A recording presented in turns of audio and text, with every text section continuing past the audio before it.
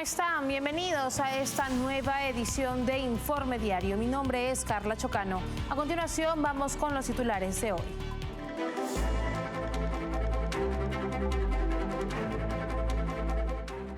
El presidente argentino Javier Milei ordenó retirar a su delegación de la COP29 en Bakú, Azerbaiyán, reafirmando su compromiso con el desarrollo económico y cuestionando las imposiciones climáticas internacionales.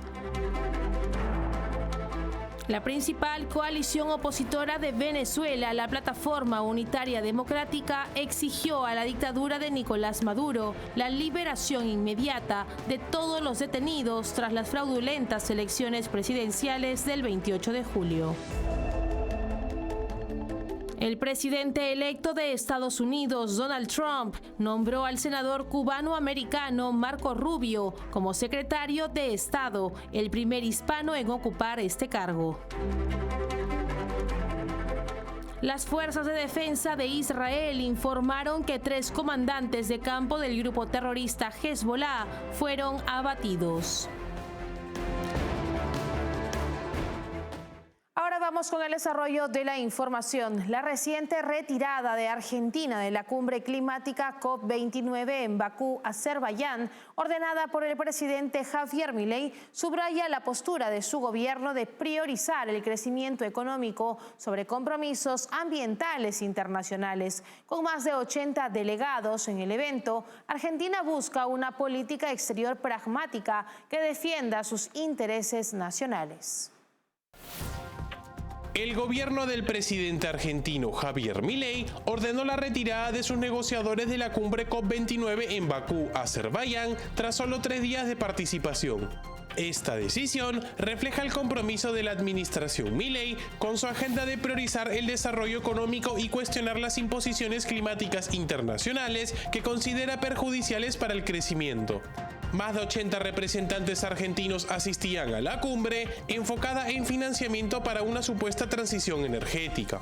Según Ana Lamas, subsecretaria del Medio Ambiente, la decisión de retirarse obedece a instrucciones del Ministerio de Relaciones Exteriores y aplica únicamente a COP29, sin que ello implique un retiro inmediato del Acuerdo de París. Durante su campaña, Milei ha sido sumamente crítico de la narrativa internacional sobre el cambio climático, acompañada de propuestas para medidas restrictivas. Desde su llegada al poder, su administración ha impulsado medidas como la flexibilización de reglas, en busca de revitalizar sectores clave de la economía. El retiro de Argentina de la COP29 ocurre en un contexto de cuestionamientos hacia las regulaciones internacionales, reforzado por la victoria de Donald Trump en Estados Unidos. Ambos líderes han mostrado afinidad en sus posturas respecto a la soberanía económica y energética, alejándose de acuerdos internacionales percibidos como restrictivos.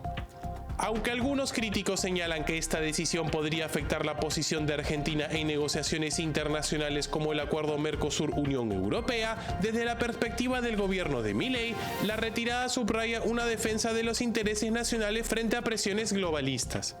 En un escenario internacional marcado por tensiones, Argentina reafirma su enfoque en una política exterior pragmática y alineada con su modelo de crecimiento económico.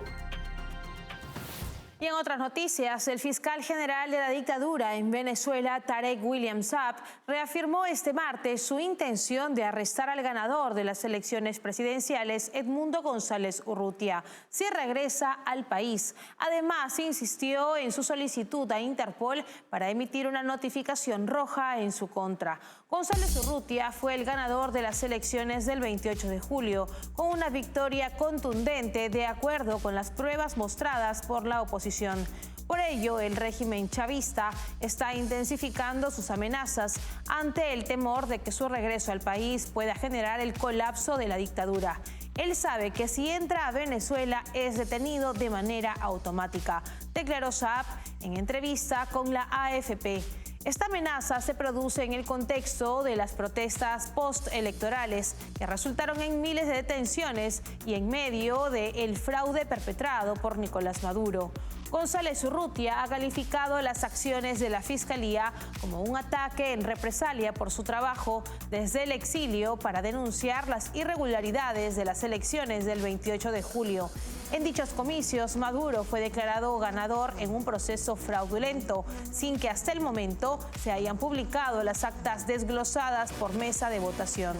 Este episodio subraya el deterioro de la situación política en Venezuela, donde el régimen ha intensificado la persecución contra los opositores. Para América Latina, este caso pone en evidencia el patrón autoritario de Caracas, mientras el liderazgo de González en el exilio lo convierte en un símbolo de resistencia frente a una dictadura cada vez más aislada en la región.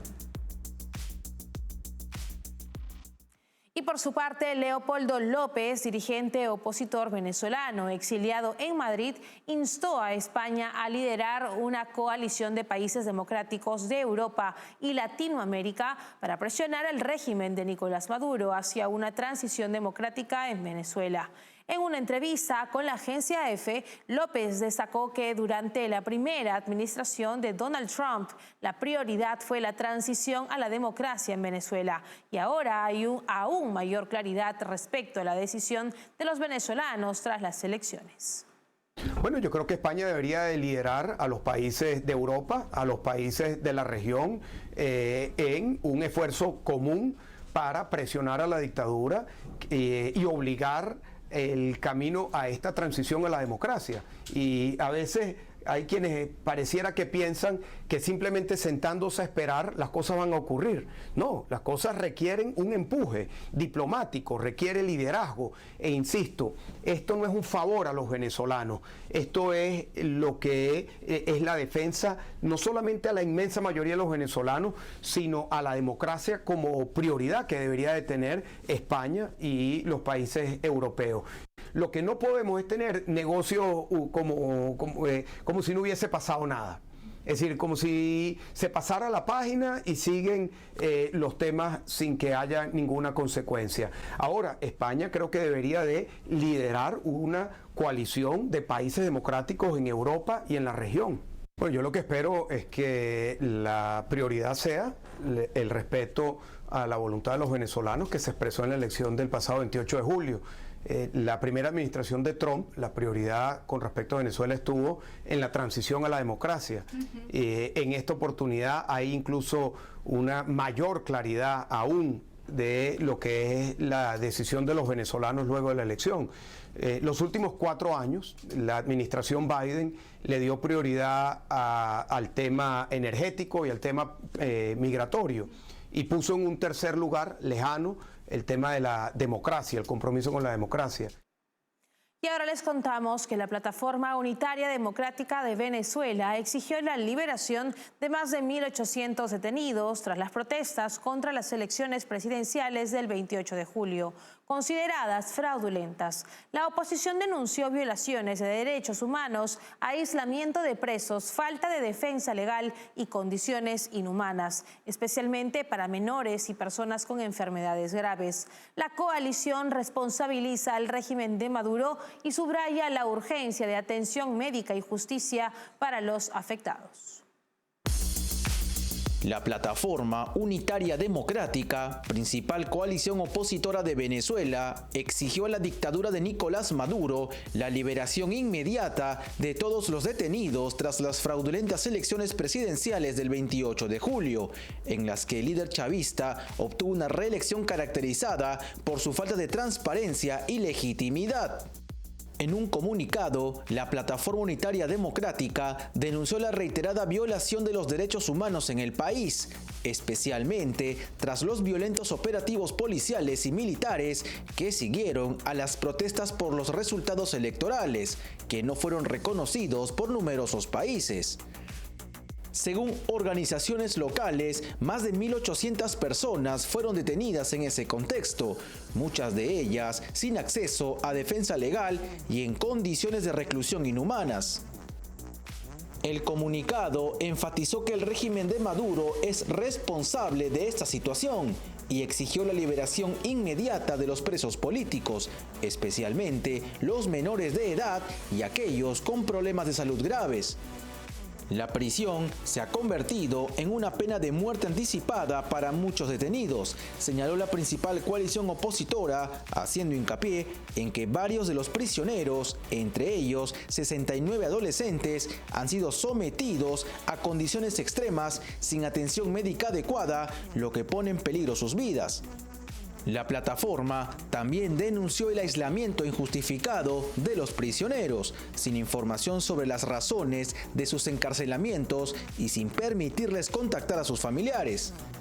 La denuncia resalta que entre los detenidos hay personas con enfermedades crónicas graves, como cáncer y diabetes, a quienes se les ha negado asistencia médica, exacerbando su deterioro de salud.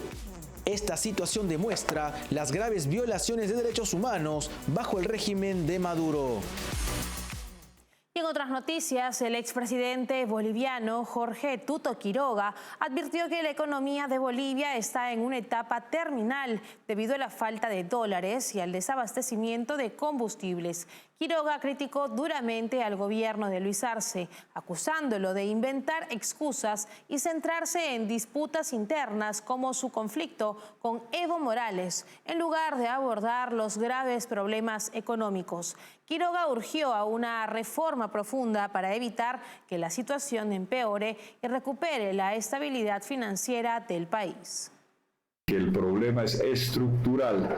Hoy no hay bloqueos, lo que hay es la falta de dólares para pagar por el diésel, gasolina y combustible. Hoy lo que hay son la inflación disparada en todos los productos y en Bolivia nos hemos vuelto el país de las colas. Bolivia está en estado terminal, esta crisis es terminal y el gobierno lo que hace es inventar excusas. Han saqueado la economía boliviana, han derrochado el gas, han dejado al país sin dólares, lo han dejado con una inflación desbocada. ¿Cuál es la solución? Yo hace años que vengo diciendo, y desde el 2020 a todo Bolivia le dije, un salvataje macroeconómico con 7.000 millones de dólares en balanza de pagos para garantizar dólares y suministro de combustible. La única forma de arreglar la economía dándole estabilidad es con un programa de una transfusión de sangre, inyección de dólares frescos, reprogramación de deudas que no hay que pagar, los bonos que emitió Arce, hay que renegociar el pago de la deuda para tener un puente de suministro de dólares mientras se cierran los boquetes fiscales y de balanza de pagos del gasto cobioso. Es estructural el tema, hace años que lo sabemos, hay un problema estructural que requiere una reforma profunda de salvar la economía, diciéndole a la gente con un gobierno que diga aquí están los dólares, aquí están el diésel, aquí está la gasolina. Y ese programa parte por negociar un acuerdo integral que sirva para toda la comunidad internacional con el Fondo Monetario Internacional. Con estas declaraciones nos vamos a una breve pausa comercial, volvemos con más.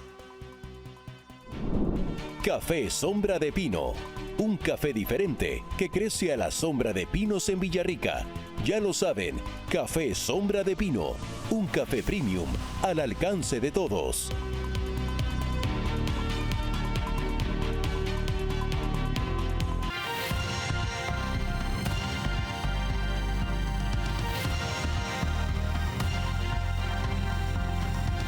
Estamos de regreso en Informe Diario. El presidente electo Donald Trump ha designado a Marco Rubio como secretario de Estado, convirtiéndolo en el primer hispano en este cargo. Con experiencia en los comités de inteligencia y relaciones exteriores del Senado, Rubio asume un rol clave en un contexto marcado por el ascenso de regímenes autoritarios en América Latina y el conflicto en Ucrania. Su nombramiento refuerza la postura estratégica de Trump hacia la región y la inmigración. El presidente electo de Estados Unidos, Donald Trump, ha nominado al senador cubanoamericano Marco Rubio como secretario de Estado, convirtiéndolo en el primer hispano en ocupar este influyente cargo. Rubio, conocido por su firme postura contra las dictaduras y su enfoque en la política exterior, asume un rol clave en un contexto geopolítico marcado por el fraude electoral en Venezuela y el ascenso de regímenes autoritarios en la región. Rubio, hijo de inmigrantes cubanos, tiene una trayectoria destacada en los comités de inteligencia y relaciones exteriores del Senado, donde ha sido una voz contundente contra las dictaduras de Venezuela, Cuba y Nicaragua. Rubio enfrentará un desafío crucial a liderar la política exterior estadounidense en un momento en que América Latina experimenta una creciente influencia china y tensiones internas derivadas de la consolidación de regímenes autoritarios. El nombramiento de Rubio refuerza la narrativa de Trump de devolver prioridad estratégica a la región. Su postura firme contra el régimen de Nicolás Maduro en Venezuela, que recientemente realizó elecciones ampliamente cuestionadas, subraya su compromiso con la democracia y los derechos humanos en América Latina. Este enfoque contrasta con la indiferencia percibida de la administración Biden-Harris hacia la región, lo que podría posicionar a Rubio como un actor central en la reconfiguración de las alianzas hemisféricas. Uno de los grandes retos para Rubio será la situación en Ucrania. En declaraciones recientes, Rubio ha propuesto que Ucrania busque una solución diplomática con Rusia, en lugar de intentar recuperar todos los territorios perdidos. De hecho, votó en contra de un paquete de ayuda militar de $95.000 millones para Ucrania, mostrando su inclinación por resolver la crisis de manera pacífica. Además, Rubio deberá navegar los retos de la inmigración y la seguridad fronteriza, áreas donde se ha alineado con las políticas de Trump, abogando por una migración ordenada y por la deportación de criminales extranjeros. Su nombramiento, que aún debe ser confirmado por el Senado, no solo refuerza el mensaje de Trump hacia la comunidad latina, sino que también marca un punto de inflexión en la relación de Estados Unidos con América Latina. Y la reciente victoria de los republicanos en la Cámara de Representantes de Estados Unidos consolida su control sobre el gobierno y abre el camino para la agenda América Primero de Donald Trump, quien regresará a la Casa Blanca en enero. Con un Congreso alineado, Trump podrá impulsar políticas clave en economía, seguridad fronteriza y educación, en un entorno favorable para su visión política. Los republicanos han asegurado su mayoría en la Cámara de Representantes, según proyecciones de Fox News, consolidando un control total del gobierno, con el presidente electo Donald Trump regresando a la Casa Blanca en enero. Este resultado permite a Trump implementar su agenda América Primero desde el día 1, marcando un nuevo capítulo en la política estadounidense. El presidente del Comité Nacional Republicano del Congreso, Richard Hudson, calificó esta victoria como un triunfo significativo tras un ciclo electoral históricamente tumultuoso. Hudson destacó el descontento de los estadounidenses con los demócratas, acusándolos de políticas que, según él, han provocado crisis en fronteras, inflación y seguridad. Mike Johnson, actual presidente de la Cámara, se perfila para continuar en su cargo como el speaker número 56, tras superar un periodo marcado por divisiones internas dentro del Partido Republicano, incluyendo la destitución sin precedentes de Kevin McCarthy como presidente en el 2023. Este resultado también subraya la debilidad del Partido Demócrata, que enfrentó divisiones internas durante la campaña electoral. La retirada de Joe Biden tras un debate desastroso contra Trump y el relevo de Kamala Harris no fueron suficientes para evitar las derrotas en distritos clave. Con este control, los republicanos se preparan para avanzar en políticas como la extensión de recortes de impuestos, mayor financiamiento para el muro fronterizo y la promoción de opciones educativas, mientras intentan revertir iniciativas climáticas impulsadas por la administración Biden. Esta victoria refuerza la posición de Trump y asegura un Congreso alineado con sus prioridades, configurando un panorama político que favorece la consolidación de su visión para el país. La OTAN advirtió a Estados Unidos sobre las implicaciones globales de la invasión rusa en Ucrania tras confirmarse la participación de tropas norcoreanas en combates junto a las fuerzas rusas en la región de Kursk. El secretario general de la OTAN, Mark Rutte, señaló que los efectivos norcoreanos están participando activamente en el conflicto y pidió hacer más para que Ucrania pueda resistir y revertir la ofensiva rusa. En una declaración en Bruselas, junto al secretario secretario de Estado de Estados Unidos, Antony Blinken, Rutte, resaltó que la intervención norcoreana representa una nueva amenaza no solo para Ucrania, sino también para Estados Unidos, Japón y Corea del Sur, dada la posible transferencia de tecnología y misiles de Rusia a Corea del Norte en compensación por su apoyo militar. Rutte enfatizó que los efectos de la guerra afectan tanto en la región euroatlántica como a la Indo-Pacífica y subrayó la importancia del respaldo continuo de la OTAN a Ucrania. Por su parte, Blinken, quien se encuentra en Bruselas para discutir el apoyo a Ucrania con sus aliados, indicó que la presencia de tropas norcoreanas en el conflicto requiere una respuesta firme por parte de los aliados de Kiev. Resaltó que los desafíos de seguridad no se limitan a una sola región y subrayó la importancia de fortalecer la cooperación de la OTAN con socios como Japón y Corea del Sur. Durante la reunión, Blinken aseguró que la participación de Corea del Norte en el combate en Ucrania tendrá una respuesta contundente y subrayó el compromiso de Estados Unidos con la seguridad en múltiples frentes.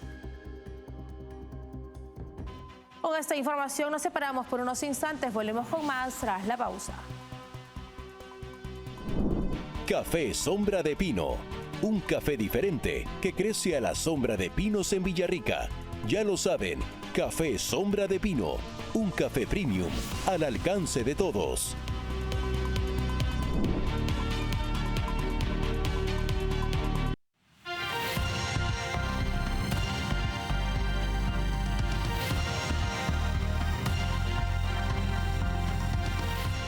Y ahora les contamos que las fuerzas de defensa de Israel informaron que 3 comandantes de campo del grupo terrorista Hezbollah, identificados como Muhammad Musa Salah, Ayman Muhammad Nabulsi y Haj Ali Youssef Salah, fueron eliminados. Según las FDI, estos líderes dirigieron múltiples ataques contra Israel y lanzaron más de 2.500 proyectiles hacia los altos del Golán, la Alta Galilea y otras zonas del norte de Israel. El ejército israelí espera que esta baja de altos mandos disminuya la capacidad del grupo terrorista para realizar nuevos ataques desde el sur del Líbano hacia la frontera norte de Israel. La operación es parte de una estrategia para neutralizar amenazas antes de que escalen en ataques más amplios. Durante la última jornada, la Fuerza Aérea Israelí también atacó más de 120 objetivos de los grupos terroristas Hezbollah y Hamas en Gaza y en el Líbano, con el fin de debilitar su infraestructura. Estos objetivos incluían plantas de producción y depósitos de armas. Las fuerzas de defensa de Israel informaron que los ataques se centraron en instalaciones en Dahiyeh, un suburbio al sur de Beirut, considerado un bastión de Hezbollah, que albergaban cientos de misiles y cohetes del grupo terrorista. Las incursiones aéreas provocaron explosiones secundarias, lo cual corroboró la presencia de explosivos y respaldó la inteligencia militar que indicaba el uso de estas instalaciones para actividades armamentistas. Hasta aquí llegamos en esta edición de Informe Diario. Para más novedades pueden escanear el código QR que aparece en este momento en sus pantallas. Estamos en www.grupotvl.com. Nos pueden seguir en Twitch como TVLESP. Nos escuchan también en Spotify como TVL en español y recuerden suscribirse a nuestro canal de YouTube TVL en español, donde podrán ver y seguir nuestra señal en vivo. Hasta una próxima edición. Nos vemos.